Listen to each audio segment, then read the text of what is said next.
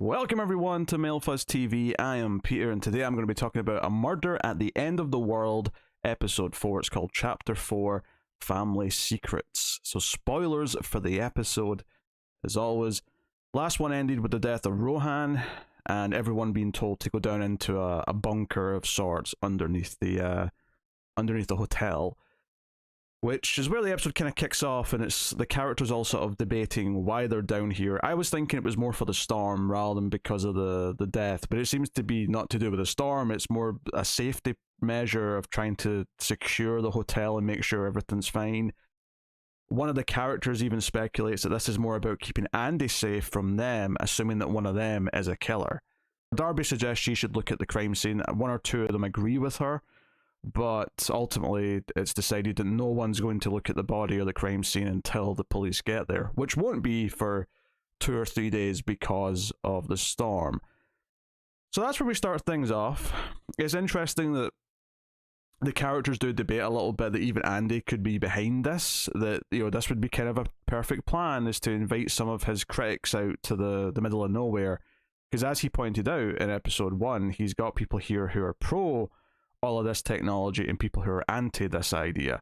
Maybe he's doing this to sort of take people out, but it's just speculation in the moment, because they also talk about how, like, it looked like a heart attack, but he's got a pacemaker and it could have been hacked. That's the initial belief, and there's lots of little things that point to that.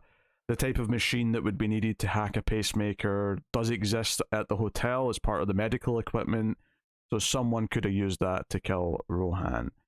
I will say that this episode is probably my least favourite of the 4 that we've had, which is not to say that it's bad. There's a lot of things I do like about it, particularly the visuals when Darby and Sean go out sort of investigating the signal light and who Rohan was talking to, and they're out there and the storm's coming in. It's a lot of beautiful visuals of them going around the snow on a snowmobile, and just even they get to the water at one point, so you're getting this cold water crashing up against the shore and the snow. It's all very beautiful. It's all very cinematic and grand, and these stunning vistas. So in some ways this may be the prettiest of the episodes, but I did feel that this one gave me maybe just not quite as much meat to chew on as it comes to the story and the themes. Obviously there's a reveal at the end, and there are some continuations of what we've been talking about, but I didn't feel like I got as much. I was also missing the flashbacks, because we do get an extended flashback eventually in the episode, but we go like over half the episode without a glimpse of the Bill and Darby like investigation timeline. We go a long time without that. I was very pleased when we cut to it, because it is such a big part of the identity of the show that I was missing not having it. I know there wasn't a ton of them last episode either, but they kind of bookended the episode, so I felt like I got like a fix of it early on, and then it was like, okay, now we're playing things out. I think part of it is because the actual investigation with Darby and Sean, while very beautiful to look at, ultimately they're mostly just recounting information that Darby and the audience already know. There's some interesting details, of course. Probably the most exciting moment is that Sean early on does a pretty convincing job of showing that she's not really a hacker or knows how to do that. But later on, when they're chasing the storm back to the base so they can get to safety, they get into a car and Sean hacks the car by picking up the console and doing a little trick very quickly. Like, she knows exactly what she's doing. And Darby the whole time is looking at her like, wait, you're hacking something right now. Her entire basis of trust with Sean was the idea that she couldn't have hacked the pacemaker because she wouldn't know how to do that. But she's just pretty convincingly hacked this. And it's a moment of doubt. It's not necessarily a smoking gun or anything like that, but it's just a moment of like, oh, maybe we can't trust her as much as we thought. Sean kind of explains it away by just saying, oh, I'm an astronaut. I know my way around vehicles and command consoles and things like that. Whether or not you want to believe that, it's another thing. The more interesting stuff here, though, is when the themes of the show started to bleed into the conversation a little bit more. In particular, the ideas of technology and relying. We've been talking a lot about trusting technology, And I think a natural offshoot to that is relying on technology. And sure enough, the fancy snowmobile, this high-tech snowmobile, breaks down, and that's why they're sort of walking and trying to find this car, and even the car eventually, can't be trusted in this. Not that it's an AI or anything, but it can't be trusted on these like icy roads, and eventually they do crash. It's when they go over the hill, which by the way looked fantastic. Like it looked like a real. I don't know if they did a stunt here necessarily, but it looked like they did a real stunt as opposed to just doing some CG thing, because it did not look bad at all. Looked really good. Simple, it wasn't an over-the-top explosion or anything like that. It was just a simple car rolling down the hill in the snow. But it looked authentic enough, for at least as far as I could tell on a first viewing anyway. So that's actually what leads into the flashback. But some of the other conversation here, when they're talking about the climate change stuff and how Andy's like built this place, he's built these fancy like extreme weather suits. That's what they're both wearing to go out and look in this storm to try and find out what Rohan was communicating to. We'll talk about what they found in a bit, but she's talking about how these extreme conditions that are projected for 2050, there's a good chance they're coming earlier than that, probably much earlier than initially expected. People are largely kind of like ignoring it because one of the beliefs is that we can just rely on technology to deal with it. That's an interesting connection between our two main themes, because we've been talking a lot about climate change as well. Maybe not as much as technology and trusting it, at least not when I've been talking about it, because the technology side is the more interesting themes, maybe because it ties more into science fiction, maybe because it's just more interesting to me inherently. I don't know. But this kind of linked them up quite nicely, which is like one of the reasons why people aren't as concerned as they should be is the belief that technology will just deal with it. And in this episode alone, we see how this technology repeatedly causes problems. Well, it does help them, and we've seen numerous examples in the show of technology being invaluable in solving murders, in saving people, in doing other things. The pacemaker in Rohan's a perfect example of this. This thing was literally saving his life ever since he had it installed, but all it took was a hack to turn it into the murder weapon. So it's that duality of needing it, but it being it not being completely 100% safe. It's something that can be turned. I think that's really interesting. Obviously the car, the snowmobile, and then the big thing at the end, of course, is that the fancy suit, the fancy hazard suit, the helmet won't come off for Sean.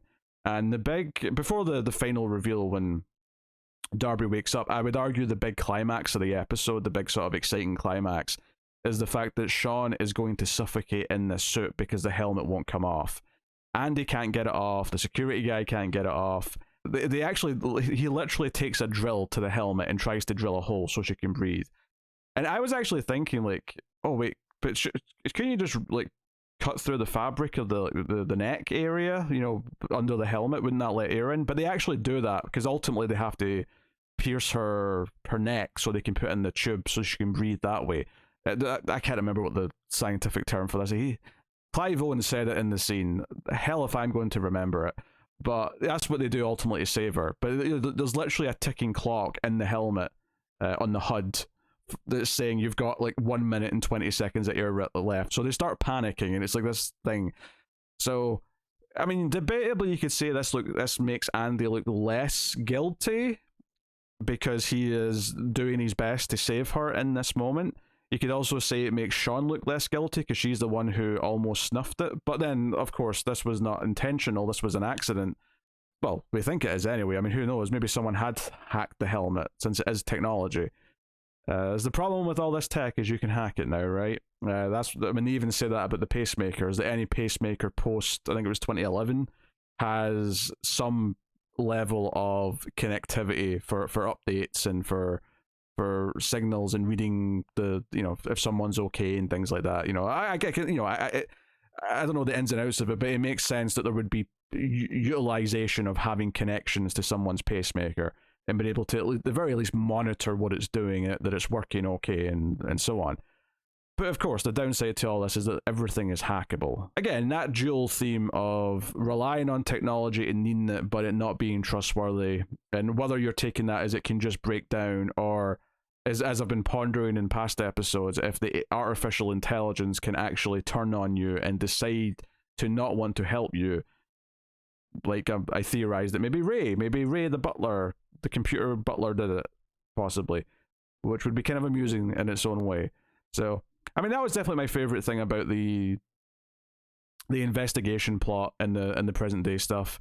I mean, the actual like investigating what Rohan was signaling to.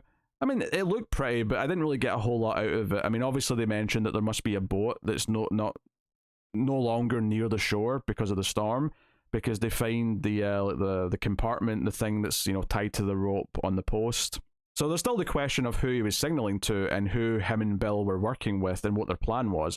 Those are still questions we have. I don't feel that we have any interesting additions to that, though, this episode. Like, okay, we know that he was signaling to someone, and now we know that they're probably on a boat, but it doesn't really add any extra juicy layers to sort of think about or take it further in any way beyond just the characters are a bit more confident in the details that we already kind of had.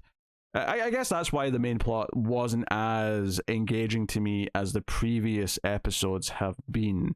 But it was still very pretty. I still enjoyed a lot of the sequences, and certainly the moments of tension where can we trust Sean, things like that, were still working. It just didn't have quite the same level of intrigue on a consistent basis that the past episodes were very good at having. The flashback, kind of likewise, actually, the flashback, I was happy to get to it, and there's definitely some good moments in there. But likewise, I didn't feel like it advanced or gave me some really cool new, like, perspectives on what they were doing. Last episode, like, the realization that the silver, connected to a previous victim, and actually showing that in the scene with the survivor, and the survivor then being convinced that they're getting results. Like, that felt like a big, like, proof of concept for the characters. It was saying, hey, what we're doing here matters, and it feels like now they believe in their fight. It's not just a hobby anymore. They're actually achieving something, and they've given this woman comfort of some kind that the bad guy might be caught. And there was a lot of weight to that. This episode, like, we see them obviously go to the autopsy and like link that silver, what was it, like a pin, to the victim, and it sort of helped identify a previous Jane Doe, and now a family's going to get closure. But it didn't necessarily feel like it added anything new compared to what we already got last episode with the survivor. It was kind of the same basic idea. The main thing with the flashback this episode is that it's kind of building up to their first, romantic encounter, their first, time having sex. And, the performances are great. It's really well shot. I do like that it's kind of awkward at first, and he kind of turns her down, and she feels miffed about that. But next day, he tries to actually clarify what she really wants and make sure that this is. And I think what was interesting to me is that he said, one of the parts that's really making him hesitant to pursue the romantic side of this is that we're out here digging up and looking for dead bodies and clues because there's a man brutally murdering women, and he feels kind of conflicted about being with her and being the man in this situation, and wanting to make sure she feels safe. It all like made sense in the moment to me of like why he felt conflicted by that. And because she's ultimately ran away with this stranger across the country, and they're in all these predicaments where, yeah, if he was a serial killer, he could turn around and make her disappear probably quite quickly. So I guess this idea of wanting to have her trust before he wants to go further makes a good amount of sense to me. And the scenes are all really well done. They do a whole thing here where they sort of sneak their way into a motel room by pretending they've lost their key, but having the name of the people who were in that hotel room just before they left. It's all very much bonding. Obviously, the big thing here that's foreshadowing the end of the episode, which wasn't necessarily jumping out in the moment itself, but in hindsight is that he casually asked Darby if she wants kids, and she's like, never really thought about it, probably not. And he's like, I want 7. And it's just a bit of banter about, who they are, but obviously the ending revealing a big detail here, because during the flashback, Bill sneezes a couple times, and the woman who was with them at the the coroners, asks if he's okay, and he's like, oh yeah, it's just this thing I got it from my dad, it's a genetic thing, and there's a big fancy name for it. I don't remember the name, but he sneezes sometimes when he reacts to light. When he goes outside for the first time, he'll sneeze, so on, so on. And that pays off at the end, because when Darby wakes up from her various concussion and injuries, she is with Lee's kid, and Lee's kid sneezes when she opens the window. And she asks about the sneeze, and he explains that he has that condition. And seemingly, Lee may have lied here, and that her son is actually Bill's son. There is a couple of other possibilities. I just want to acknowledge those. Obviously, her lying about having an intimate relationship with Bill does seem like the most likely, but there are some other possibilities. One is that Bill maybe just donated semen because maybe Andy couldn't have kids. That's possible. It may not be anything nefarious. He might have just been a really good friend and offered up some of his supply. Alternatively, and this is maybe a more far-fetched, is that we are dealing with a show that is leaning towards like very science fiction ideas. Is it possible that in some way, not that the kid's a clone, I'm not trying to say that, but in some way either Andy or Lee chose to use some of Bill's DNA to create their child for whatever reason, possibly without him even knowing. That said, though, the most likely scenario is that him and Lee did just have sex and it's his kid. By far the most likely scenario, but I'm acknowledging that there's some other options before we go in and get answers next episode. So yeah, the strings come in very heavily, the classical strings as it cuts to the credits on this bombshell. I mean, this is a fine reveal. It's not like as exciting to me as a lot of the other reveals that we've had in the show, just because it feels a bit more normal. It feels a bit more like a typical show twist that, oh, the kid belongs to someone she cares about. Dun, dun, dun. It's a bit more typical. In many ways, this episode felt a little bit more typical compared to the other episodes. Still a lot to like in it, but I guess I'm kind of, it feels like a middle chapter, and it is literally the middle chapter. It's 4 of 7, and I feel like by and large it's doing some work that it needs to do to get us to the next stage of the story and advance some of these details and these things we're investigating, so that we have all the pieces in play for next time. But ultimately, I didn't feel like we learned enough about anything that was new, other than obviously the reveal at the end, either in the flashbacks or in the present day story. It felt like for the most part, it was just playing out things that we already mostly knew. And that's not to say that it didn't have merit. I don't want to sound like I'm being super down on the episode, because it was still a very enjoyable time, and it still had those little human moments that I really enjoy in this show. Particularly in the flashbacks between Darby and Bill, when they're getting intimate, and the awkwardness, like when he's saying he's going to bed and he kind of turns it down. Like, all those moments are really well done. Absolutely. But I think the first 3 episodes were all very great at consistently giving me new ideas, if not new information. It's not always about information per se, but new ideas that kind of make me think a little bit differently about what's going on in the show. Whether it's another element of technology, another theme that kind of pokes in, whatever it may be. I feel like this one gave me a little bit less of that by and large throughout compared to the first 3. As far as other little moments that maybe I want to mention, the one asshole calling Darby a millennial and then being corrected by the guy who's actually a millennial and pointing out, no, she's actually another gen down. I'm a millennial. She's one of those zoomers, those little pesky zoomers. Which made me feel old, because I'm a millennial and millennials are no longer the young ones anymore, and that's very conflicting to me in many ways. Maybe the one upside to that is that I'll be dead before the climate truly gets bad. That's a really morbid thought. I'm not trying to turn this depressing. I have a dark sense of humor at times, bear with me. So yeah, I thought those interactions, because we don't get a lot of the entire group of the guests actually communicating a bunch. I feel like it's been less and less each episode, so it was kind of nice to see that all kind of play out. I suppose maybe a minor detail here is that they confiscate all of their electrical devices when they quarantine them to their rooms after they come out of the bunker. Doesn't seem like it has much of a direct effect on this episode because it quickly becomes the Darby and Sean show. It's about them sneaking out and going out to find clues of whoever Rohan was contacting.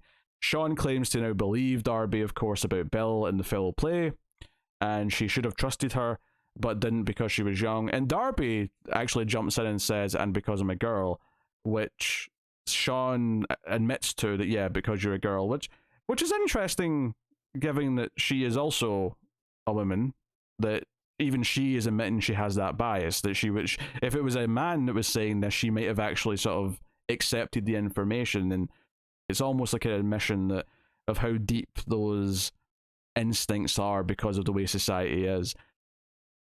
Which I suppose is another theme that the episode does kind of play with a little bit. When they are talking about the signals and stuff, Sean's talking about, you know, how hard it is to be a woman, and obviously you know that, Darby, you're literally digging up dead bodies. But the thing with Bill is that he was having a hard time, and it's not so easy for the other side either. It is maybe interesting because, you know, we talked a lot in the first couple episodes about, specifically, a big detail was that the victims of these crimes are almost always women. And that's like a thing that was mentioned in the first 10 minutes. And it's not necessarily been a theme that's been as strong in the last couple of episodes, at least, although maybe if I go back now and try and watch them with that in mind. So sometimes you'll notice this with themes, that there's one that kind of like predominantly is in your mind when you're watching the show. So you're seeing all the things that tie to that theme. But if you go back and watch it with another theme in mind that's also there, and particularly pay attention to that, you'll notice, oh no, there was a lot of other things for that one as well. And, you know, obviously I have honed in the technology side of this more than anything else because it's the one that's speaking to me the most. But it doesn't mean that has necessarily been on the back seat necessarily. And these conversations that they have here definitely were making me go back to that and think about it. And I think even the idea that in the flashbacks, Bill was talking about how he was feeling uncomfortable about pursuing a relationship at first because he's the man here, and the idea of that different perspective and expectations of who you are depending on your gender. You know, I wasn't really thinking about this as I was watching it, so I'm glad that I'm tying that to the scenes with the flashbacks, you know, tying her talking about the difficulties of being a man or a woman, and tying it to Bill's perspective in those flashbacks. I'm glad I'm finding something else here that I'm enjoying, kind of linking up. Because it's making the episode just a little bit better than maybe I thought it was when I started talking, which is always nice to do. But yeah, we'll see how it plays out next episode for episode 5. Let me know what you thought of this one in the comments below. Like, subscribe, all that stuff, and of course support on Patreon, patreon.com/MailFuzzTV if you want to.